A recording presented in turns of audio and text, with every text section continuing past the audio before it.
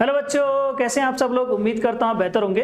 दोस्तों, ट्राइंगल की काफी इंपॉर्टेंट थ्योरम है, थ्योरम 6.1, जिसे हम लोग थेल्स थ्योरम या बीपीटी बोलते हैं, बेसिक प्रोपोर्शनलिटी थ्योरम।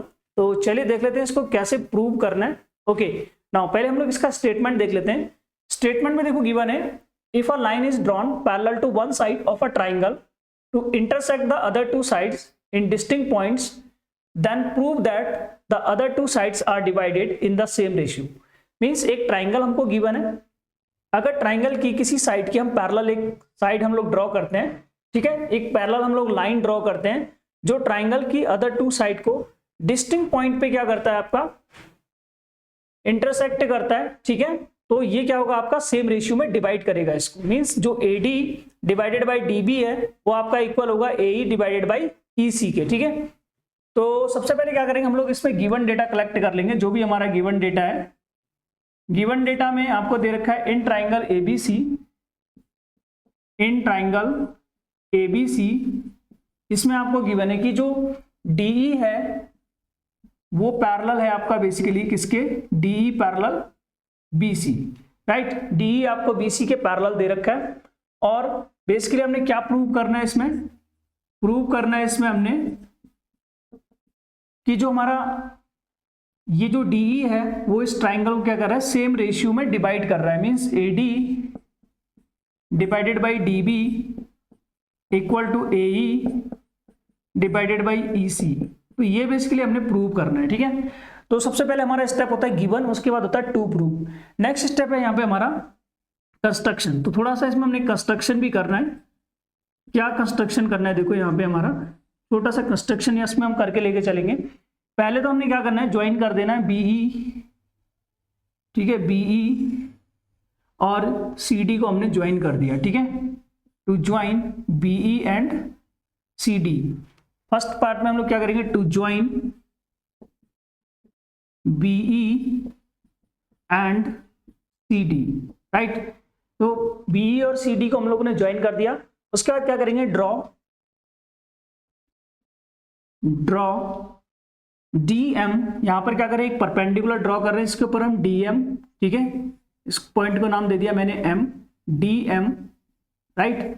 किस पर परपेंडिकुलर है, ये AE पे। और इसके एक परपेंडिकुलर ड्रॉ कर देंगे यहां से हम लोग EN, ठीक है।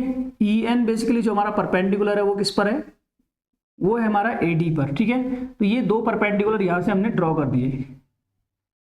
ये भी हमारा यहाँ पे 90 होगा, ठीक है। तो क्या ड्रॉ करना है हमने, draw DM perpendicular to AE, right, and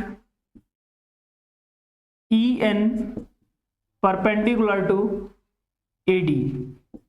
तो इतना पहले हमने लेकर के चलना है। सबसे पहले हमने क्या किया, गिवन लिया, ठीक है, यहाँ पे हमने गिवन ले लिया, टू प्रूव ले लिया, देन जो कंस्ट्रक्शन करना है हमने वो ले लिया।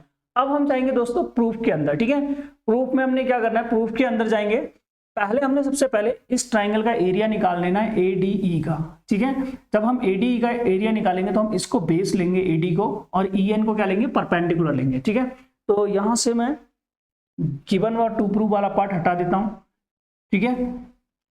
ओके, तो सबसे पहले हमने क्या करना है, एरिया ऑफ ट्राइंगल, शॉर्ट में एरिया को हम AR लिखते हैं, एरिया ऑफ ट्राइंगल ADE क्या होगा बेसिकली हमारा, ये होगा आपका 1/2, right, base into height. Base हम किसको लेके चलना है, AD को, ठीक है, बेस मल्टीप्लाइड बाई हाइट मतलब परपेंडिकुलर, ठीक है। 1/2 बेस इंटू हाइट होता है ना, तो हाइट क्या है इसमें, EN। एक इक्वेशन यहां से हमारी फॉर्म हो जाएगी, ठीक है, एक इक्वेशन यहां से हमारी फॉर्म हो गई। उसके बाद क्या करना है, अगेन हमने इस वाले ट्राइंगल का एरिया लेना है BED का, ठीक है।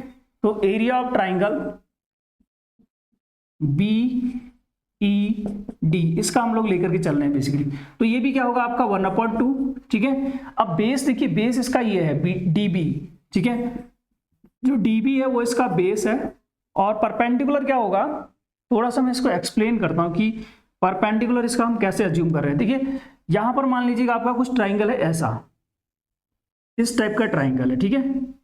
थोड़ा सा इसको दोबारा से करेक्ट करते हैं, ओके, कुछ ऐसा ट्राइंगल आपका है ये, ठीक है।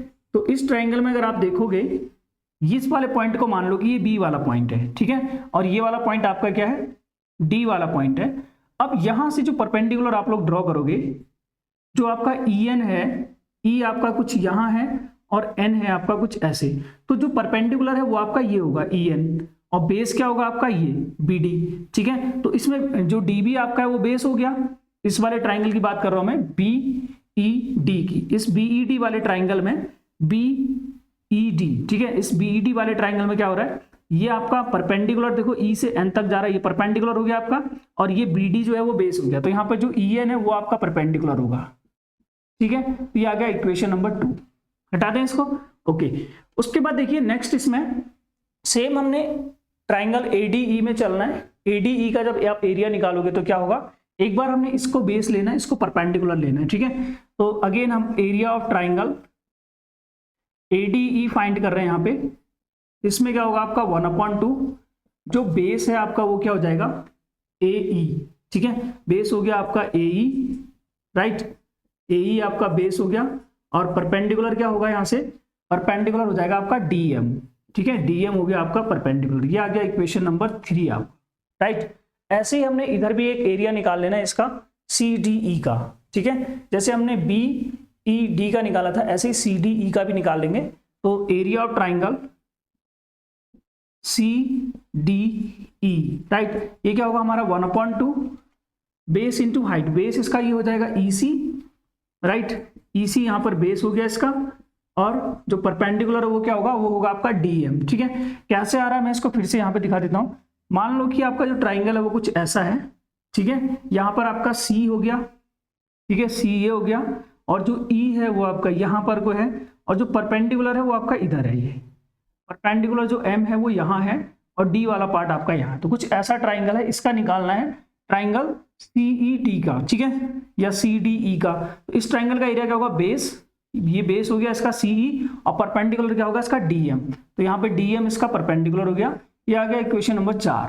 ठीक है, इतना आपने कर देना। आई होप आपको ये 4 इक्वेशंस बनाना आ गया होगा। उसके बाद नेक्स्ट क्या करना है दोस्त, इसमें हमने कर देना डिवाइड, किसको, इक्वेशन 1 को इक्वेशन 2 से डिवाइड करना है। ठीक है, तो क्या मिलेगा यहाँ से, area of triangle ADE, right, divided by area of triangle B.Ed, B.Ed. अब इन दोनों में क्या हो रहा है देखो, 1/2 से 1/2 कैंसिल आउट हो जाएगा, ईएन से ईएन कैंसिल आउट हो जाएगा, तो क्या बचेगा आपको एडी डिवाइडेड बाय डीबी। ठीक है, इस इक्वेशन को मान लेते हैं कि ये 5th इक्वेशन है। ठीक है, उसके बाद क्या करना है, 3 और 4 को भी डिवाइड कर देना। यहां से मैं इसको हटा देता हूं।